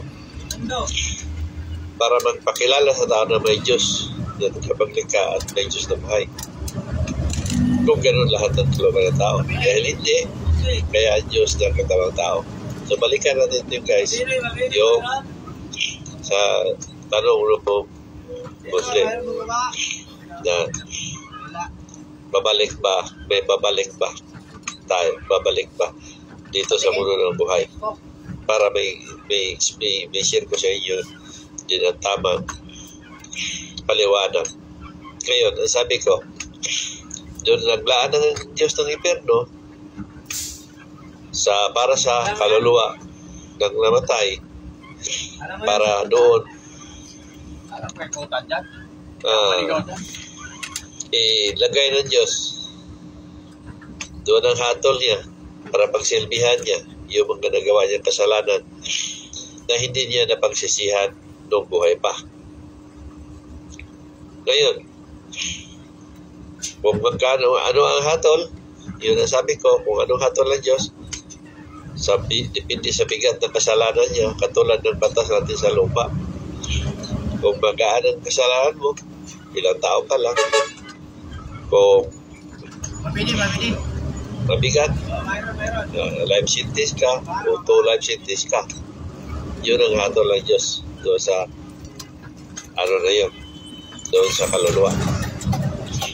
Ngayon, kung life sentence, halimbawa, bad life sentence, so isang hatol ng Diyos sa kaluluwa na yun. So maghintay siya ng Kaya ng Diyos pagbalik para hukom sa buhay sa patay. So, ang spirit natin, guys, walang kamatayan. Kahit sunugin tayo, hindi tayo namamatay. Yung buhay sa kabilang buhay. So, ito yung ang spirit natin na magdusa, yung sa impyerno. Ngayon, saan natin kukunin, guys, yung sinapinaliwanag ko na to? Doon sa mensahe ng Diyos. Ano sinabi ng Diyos? Dahil ka. Shortcut na dito, guys, ha? Kasi mahaba itong explanation na to sa mensahe. Sabi niya, halika, pasok tayo sa impyerno para may maikpinto ka sa mga tao. Yun yung tinakita ko sa inyo na maglakad ako sa ibabaw ng impyerno. Tapos hanggang sa may magpinto pa. Tapos yung sabi niya, halika, pumunta kami sa pintuan sa impyerno. So sabi niya, dito mo pinapapasok ang makasalanang kaluluwa. Malinaw yan, guys, ha? Pakikihan nyo yan. Hindi ko ito ginawa. Galing kay Jesus Christ yan mismo. Siya mismo ang kaharap ko. Siya mismo ang nagsasabi nito. Sabi niya, daling ka. Punta tayo sa pintuan sa impyerno. Kami ituro niya yung pintuan. Hinawakan niya yung pintuan. Sabi niya, ito yung pintuan sa impyerno. Dito ko pinapapasok ang makasalanang kaluluwa. Kailangan ko sila linisin sa pamagitan ng pagsunog. Bago ako magbubog ng malinis na buto para mabuhay ko sila muli. Yung, guys, mensahe na yan napakalinaw. Na may espiritu tayong babalik at babalik sa mundo ng mga buhay. Paano? Ito yung tinatawag nating reincarnation. Kailangan niya sunugin. Pagserbisyuhan ng kaluluwa, yung mga nagawa niya kasalanan nung buhay pa. Pero, magtiis ka doon sa init ng apoy para magsilbihan mo yung mga nagawa mo kasalanan na hindi mo na pagsisihan. Hanggang kailan ito, depende sa hatol ng Diyos sa iyo kung ilang husga ka o hukom. So, yan. Ngayon, pagkatapos mo na doon, masilbihan mo na yung kasalanan mo. Saan ka punta? Sa paraiso ng Diyos kasi nalinis ka na. Ngayon, pag nalinis ka na, yun na yung panahon din na paliwanag ko sa Muslim na doon na yung panahon na malaya ka anytime mag-reincarnate. Paano mag-reincarnate? Pag may ipinanganak na bata, pag gustuhin mo, malaya ka na rin. Pag gustuhin mo, pwede kang pumasok sa bata na yun. Pero sa pagpasok noon, pagwas na pumasok ka na, makalimutan mo ang lahat. Wala ka nang maalala na galing ka sa impyerno, wala kang maalala na kung anong buhay sa kabilang buhay. Ngayon, mayambing natin yan. Pag nag-reincarnate na, wala ka nang maalala, ihabol ko sa inyo yung mensahe. Anong sinabi ng Diyos sa akin doon? Sabi niya, nasa-share ko na sa inyo yan lahat. Sabi ko, sabi niya, pabalikin kita sa lupa. Malino yan, ha? Pero sa pagbabalik mo, bibigyan kita ng power of mind. Ito yung makakaroon ng isip ngayon yun, ng bata. Ngayon, sabi niya, bago ka bumalik, alalahanin mo muna ang nakaraan mo. So, anong sinabi ko? Wala akong maalala kung hindi sa tanak ko. So, ibig sabihin, pag ang bata ay bumalik, ang kaluluwa ay masok sa katawan ng bata, makalimutan niya lahat, wala siyang malala, pero magkaroon siya ng pamilya. Yun yung magkaroon na siya ng isip na may nanay siya, may tatay siya, o mayroon siya kapatid. Kapilang buhay. So, wala siyang malala. So, maraming inspiration yan sa mga senaryo po at kariyalin sa design na yan. Ngayon, yun yung reincarnation. Ngayon, may tulad natin yan sa panahon ni Jesus Christ. Ano nangyari si Jesus Christ? O kay Miri. May bago na kago. Si Miri, di ba? Sinabi ko sa inyo Pedro Buntis. Ayun maniwala. Ng isang sanggol na walang lalaki Ikaw kumamit. masunod. Bakit nangyari yan? Kasi pinarinig niya ng Diyos ang boses niya doon kay Miri. Pidyin Kaya siya. sabi niya si Miri. Sa babae lang. Na Pidyin. magpunti siya ng bata na walang lalaki gumagamit. Bakit? Kasi gusto ng Diyos na magkatawang tao Provincial basta basis tayo. para Provincia, biyahe. magpakita sa tao at magpakilala sa tao na may Diyos na buhay o may Diyos na exist na tagapagligtas Tayo, at tagapaglikha. pidyin pa. Pero ang kaibahan doon, Kaya, alam niya na siya yung pumapasok sa katawan ng bata. Kasi siya ngayon Diyos eh.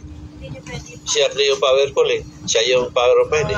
biyahe probinsya. Ngayon, pagpasok niya doon, alam niya na siya ang Diyos. Kaya nga, noong nagkatawang-tao na siya, habang lumalaki si Jesus Christ, gumawa siya ng mga himala sa sarili niyang kamay. May nagpunito sa amin dyan bawal tayo dito Kasi siya, alam niya siya ang Diyos eh. Nagpakilala siya sa tao eh. Kaya nangaral siya. Kung ano yung gusto niya. Yun yung nangyari sa kapanahon ng Jesus Christ. Ito yung hindi may paliwanag ng tao na gusto. So ito yung sinabi ko rin sa Muslim.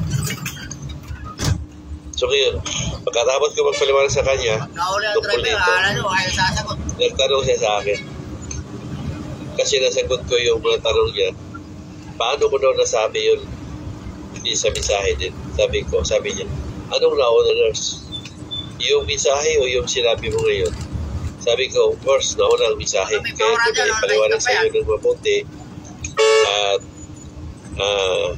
nalinaw dahil based sa mga paliwanag ko, may mensahe akong binabasihan.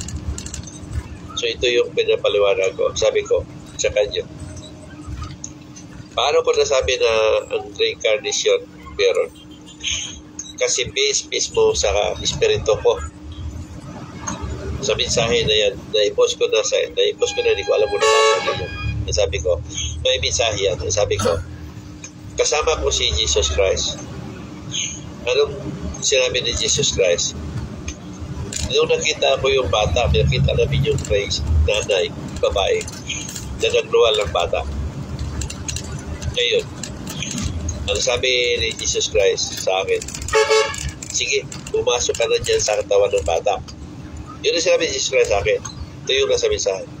Sabi ko, ayaw ko nga. Kasi nakita ko yung bata, bakit? Sabi ko, ayaw ko nga. Kasi bubulihin lang ako dyan paglaki ko. So, ibig sabihin ng Diyos doon, malaya tayo. May kalayaan ng isang kaluluwa kung gusto mo na mag-reincarnate, kung gusto mo na mapasok sa katawan ng bata. So, ito yung sinabi dito sa mensahe. Na malaya tayo na pumasok sa katawan ng bata kung gustuhin natin. Pag ayaw mo, hindi ka pipilitin ng Diyos kung gusto. Kung ayaw gusto mo manatili mo na sa paraiso. Ngayon, babalikan natin yung paraiso. Bakit may paraiso nila ng Diyos? Kasi yun yung mga taong puro kabutihan ang ginawa na habang namubuhay. Yun yung nasa paraiso. Yun yung kaibahan doon sa impyerno. Kasi yun yung mga, nandoon yung mga makasalanan. Ngayon, dahil nasa paraiso ka na, automatic yan. Pag after 9 days, naipalawanan ko sa kanya yan, na ang lahat ng inahakuman ng Diyos, either papunta sa impyerno sa paraiso, sa loob ng 9 days lang yun. Mula nung pagkamatay ng tao, unang araw, pangalang araw, nandito ka pa sa mga mundo ng mga buhay. Ito yung makaparamdam pa kayo sa pamilya ninyo. Makita pa kayo o ano pa, magpagalaw kayo ng mga bagay na pinapaalam ninyo na nandiyan kayo sa harapan ng pamilya ninyo. Ito yung sinabi ng Diyos dyan. Ngayon, paano ko nasabi yan? Yung sinabi ng Diyos na ang lahat ng nangamatay sa loob ng 9 days, pwede sila magparanas sa pamilya, pwede sila magpagalaw ng mga bagay kung gusto nila. Unang araw, mga araw, pangatong araw.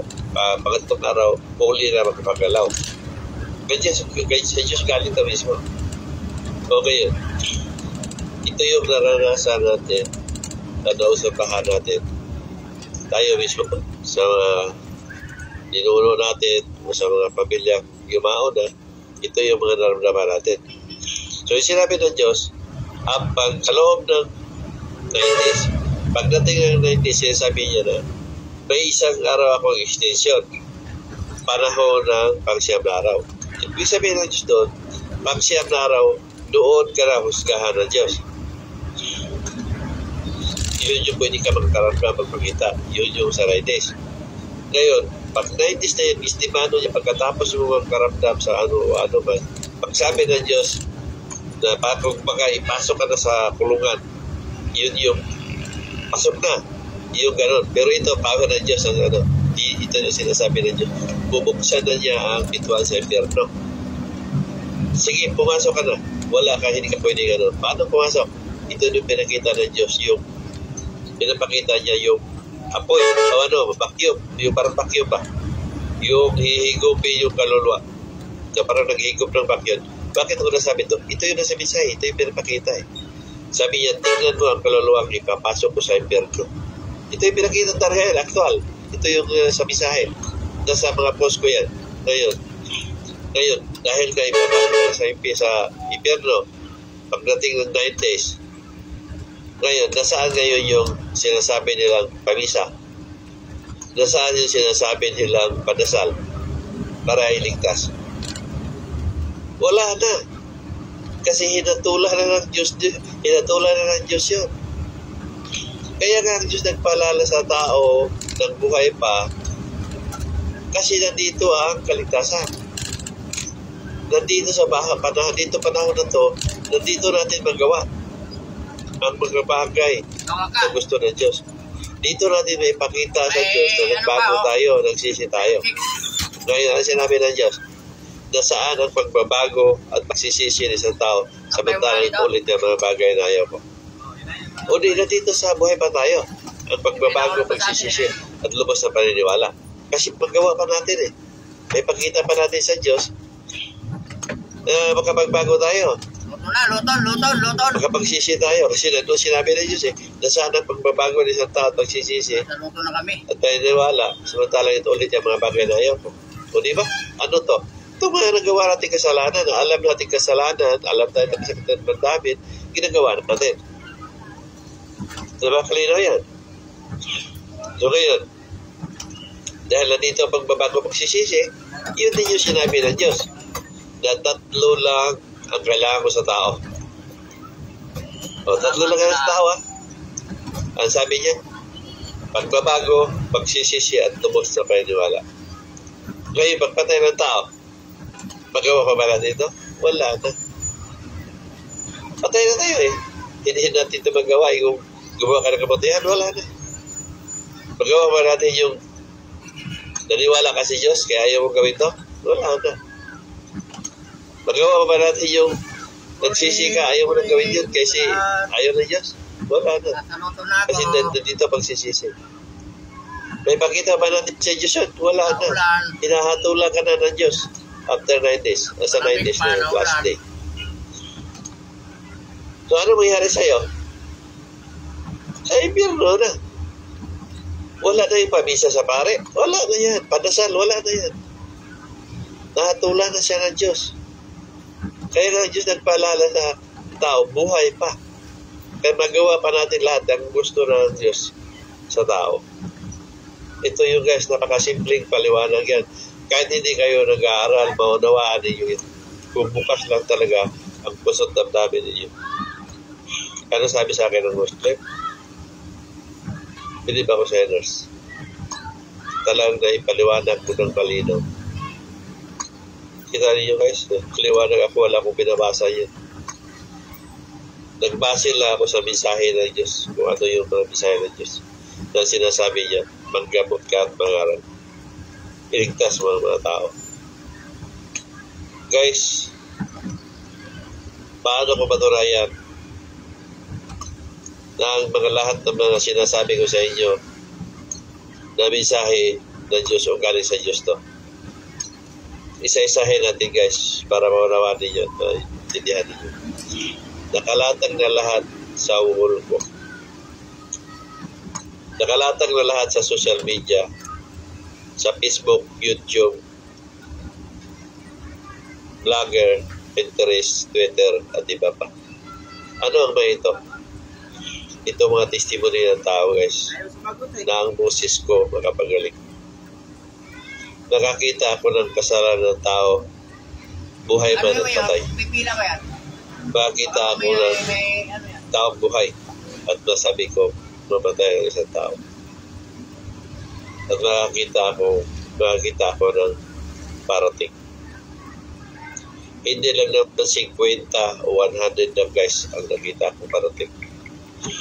Disimuli ng tao sa mga ginamot ko, hindi na mabilang. Thousands ang mga gumaling sa ginamot ko, sa boses ko. Ngayon, ano pa kailangan ninyo? Na ang lahat ng ito ay hindi ko magagawa kung hindi ang Diyos lamang.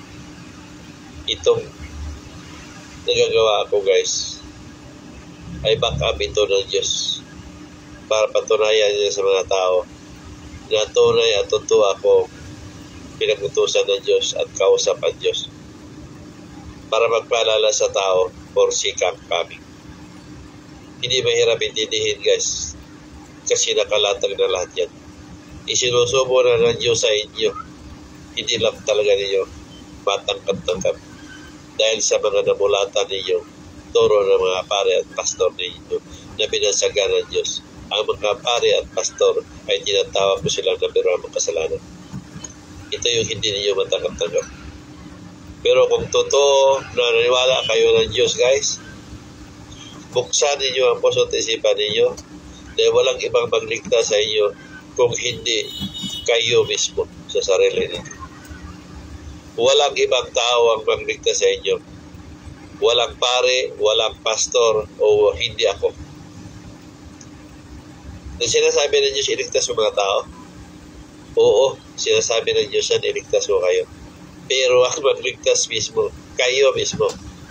Dahil ako, nagparating lang sa mensahe para sa kaligtasan ninyo. Dahil kayo ang gagawa ng mga bagay na pinangaral ko. Ano ang sabi nga ng Diyos? Maggamot ka at mangaral. O di ba? Ano ba pangaral? Ano bang ginagamot ko? Mental, physical, at spiritual. Ano ba pangaral? Pakibagno. Sa Tagalog, paalala. Ngayon, ano man ang gawin ko pangaral, ano man gawin ko paalala, kung hindi niyo gagawin sa sarili niyo. May magawa ba ako? Wala. Hindi totoo yung ipagdasalo kayo. Hindi po totoo yan. Hindi po totoo yung sinabi ng pare at pastor na ipagdasal kayo. I-pray-over kayo. Hindi po totoo yan. Kasi guys, kung totoo yan, wala nang masama dito sa mundo. Lahat ng tao, mabuti na. Lahat ng membro ng bawat relihiyon, mabuti na. Pero tingnan niyo ang mga taong ito, yung mga bugado, may mga reliyon yan. Nagsimba yan. Di ba? Yung mga customs, may mga reliyon yan. Nagsimba yan. Nagpamisa pa sa loob ng customs yan. O, di ba? Yung mga politiko, yung mga mayor, mga kapitan, senador, yung presidente, nagsimba yan. Di ba? Nasa unahan pa yan sa simbahan. So, tingnan ninyo kung ano mga gawain. Sige, tingnan ninyo. Kung ano mga ginawa ng mga tao yan. May Diyos ba yan sa ginawa nila? Wala pong Diyos yan. Puro kam-kam lang ng pera yan. Puro gahaman sa kapangyarihan. Gahaman sa pera. Gahaman sa salapi o sa lahat ng bagay. Yun na yung kailangan na Diyos. Dahil walang pag-ibig doon sa ginawa nila. Ngayon, nasaan yung sinasabi ng ipagdasal? Na hindi naman ay maging mabuti ang mga taong yan. May mga relihiyon sila, may mga pare sila, may mga pastor sila. Pero hindi sila naging mabuting tao. Hindi sila naging mabuting politiko. Hindi sila mabuting nagsilbi sa gobyerno. Hindi sila naging mabuting nagsilbi sa katawan sa mga tao o nagserbisyo sa taong bayan. Dahil puro lang kam-kam ng pera. Nag-away-away na sila sa pera. Nag-away-away na sila sa kapangyarihan. Sino ang mga ito? Ito yung mga demonyo ang kalooban. Kasi ang demonyo, guys, kalooban ng tao yan. Walang demonyo na may sungay, wala po yun. Walang demonyo, guys, sa espiritu, wala po yun. Kaya ko patunayan na walang demonyo ang espiritu. Ang tunay na demonyo ay tao. Sino gagawa ng kasamaan? Tao. Nakita ba kayo demonyo gumawa ng masama na espiritu? Wala kayong makita ng espiritu na gumawa ng masama. Nakita ba kayo ng espiritu na mamarong sa tao gumawa ng masama? Wala. Paano ko patunayan yan? Isa yung paniniwala ko at isa din sa mensahe ng Diyos yan. Ano sinabi ng Diyos? Naniwala sila ng Diyos. Durang lumabas sa bibig nila, puro demonyo. Yan, galing sa Diyos yan na mismo, ha? Hindi ba lang iniisip na ang demonyo nasa harapan nila? Sino ang nasa harapan ng mga pare at pastor ninyo? Kayo, mga membro. Sino ang nasa harapan ng mga membro? Mga pare at pastor ninyo. So, malinaw ang paniniwala ko at malinaw din ang mensahe ng Diyos na ang tunay na demonyo ay tao. Kasi ang tao ang gumagawa ng masama. Siya yung gumawa sa masama? Sa kapwa niya? O sa mga nilikha ng Diyos? O sa lahat ng bagay na nakakasama sa kapwa? Napakalinaw yan. Ngayon, kayo mga pare at pastor nagtuturo na may demonyong espiritu. Patunayan niyo sa akin. Sige, patunayan niyo. Paano niyo patunayan sa akin yan na may demonyong espiritu? Sinasabi ninyo na ang demonyo ay powerful. Bakit? Kasi hindi siya makikita. Di ba? Kasi kahit lang bumulong sa tao kung ano masama, hindi powerful sila. Ngayon, sinasabi rin ninyo na ang Diyos ay powerful. Walang ibang makapangyarihan kung hindi Diyos lang. O ngayon, dahil makapangyarihan ng demonyo, makapangyarihan ang Diyos at higit sa lahat, ang Diyos ang makapangyarihan sa lahat. Yun ang sabi ninyo. Sinasabi ninyo na ang Diyos ang pag-ibig. Di ba? Then, dahil pag-ibig ang Diyos, ikaw ngayon ang ihalimbawa ko. Ikaw ang Diyos. Ang tao dito na binulungan ng demonyo ay mahal mo. Kasi Diyos ka, pag-ibig ka. Nilikha mo yung tao. Mahal mo ang tao. Ngayon, binulungan ng demonyo na yan. Nakikita mo. Makapangyarihan ka, nakikita mo. Ano, nakita mo yung parating, nakita mo lahat. Kasi Diyos ka. Ngayon, nakikita mo itong tao na likha mo na mahal mo. Binulungan ng demonyo na gumawa ng masama. Anong gagawin mo, Diyos? Hayaan mo lang ba? Paghayaan mo yung taong sinabi mong mahal mo na pag-ibig ka, hindi ka totoong pag-ibig. Hindi ka totoong nagmamahal sa tao. Bakit? Hinahayaan mo na binubulungan yung nilikha mong tao na mahal mo. Na mapapahamak na binubulungan ng demonyo. So anong gagawin mo? Kayong demonyo, ikaw ang Diyos at demonyo, kayo ang mag-aaway. Dahil powerful ka, dahil Diyos ka. Ano mangyari? Tatalunin mo ang demonyo. Mamatay na ang demonyo. Patayin mo, sunugin mo. Ngayon, merong demonyo pa ba ang ma-exist? Wala na. Mas malapit dito. Tinalo mo Powerful ka nga Bakit hindi nila nagawa ito? Kasi walang demonyong espiritu. Okay. Kasi kung meron sila na nagaway-away. Ako? Yun ang gagawin ko. Kuha ko ang Diyos. Halimbawa sa sarili ninyo. ikaw may anak ka, binubulungan ng kapwa niyang kalaro, o sinasaktan yung anak mo, anong gagawin mo? Titingnan mo na ba yung anak mong mahal mo? Di Makipagpatayan ka doon sa anak sa kabila, sa bumubulong o sa nanakit sa anak mo. Ganon din ang Diyos. Dahil pag-ibig siya. Pero dahil wala namang demonyo, sino kakalabanin niya? Ang tao ang demonyo. Ngayon, sasabihin niyo, bakit? Dapat pinatay na siyang tao yun. Bakit natatayo ng Diyos ang tao? Namahal nga niya ang tao Binigyan niya ang tao ng kalayaan, binigyan niya ang freedom na mumuhay dito sa mundo. Bakit niya mapatayin? Binigyan niya ng kalayaan ng tao. Mahal niya ang tao. Kaya binigyan niya ng kalayaan. Sa kalayaan yan, yun yung may katumbas. May paraiso at may impyerno na inilaan ng Diyos sa tao. Sa kalayaan na yan at pag-ibig niya sa tao. Kaya na sa tao, may mili. Gusto mo lang sa impyerno? Di gumawa ka ng masama. Gusto mo sa paraiso? Di gumawa ka ng kabutihan. Yun yung kalayaan, yun yung pag-ibig na ipinagkaloob ng Diyos sa tao. Pero hindi ibig sabihin, masama yung tao na ipatay ng Diyos yan.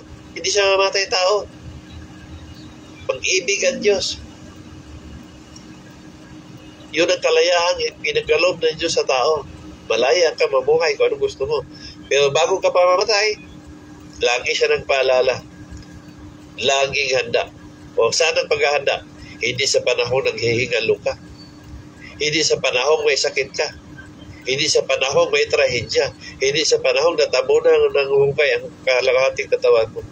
Hindi sa panahong ilang minuto at segundo na natira sa'yo. Ang paghahanda ay lagi sa lahat ng panahon. Naggumawa tayo ng kabutihan habang namumuhay. Kasi anytime pwede tayong lilikas sa mundo ng mga buhay. Ito yung paghahanda. Hindi yung pag may sakit na kayo, doon na kayo tumawag sa Diyos. Di ba? Di sa panahon nasa kahirapan ka, doon ka na tumawag sa Diyos. Ano sinabi ng Diyos? Ngayon mula ko naalala kung kailan nahirapan ka na. Di ba? Kasi ito gawain ng tao Ano sabi Diyos?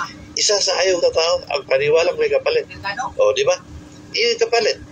Tumawag kayo sa Diyos kasi mayroon na kayong problema. Tumawag kayo sa Diyos kasi may sakit na kayo. Wala naman Wala na.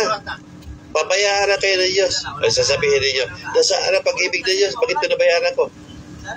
Kasi nga, naalala mo lang ang Diyos sa panahon na sabit ka ng kamatayan. Ayaw ng Diyos. Ang paniwalang may kapalit. Ngayon, ano sinabi ng Diyos? Ngayon mo lang ako naalala kung kaya hirapan ka na. 6 na oras at 3 minuto na natitira sa'yo. Ibig sabihin, pabayaan ka ng Diyos. Dahil sa haba ng panahon, nakalimutan mo siya. Ano nakalimutan? Bakit mo nakalimutan? Dahil habang namumuhay ka, walang Diyos sa mga gawain mo. Kaya Diyos, nagpasya na, napabayaan ka na para matapos na kasamaan ng tao. Guys, mahaba pa ang mga paliwanag natin tungkol sa paniniwala. Pero tapusan na natin hanggang dito para hindi masyado mahaba. 38 minutes na. Abangan ninyo ang iba pang mga live natin. Magandang gabi sa inyong lahat. And God bless. Maraming salamat sa panood at pakikinig.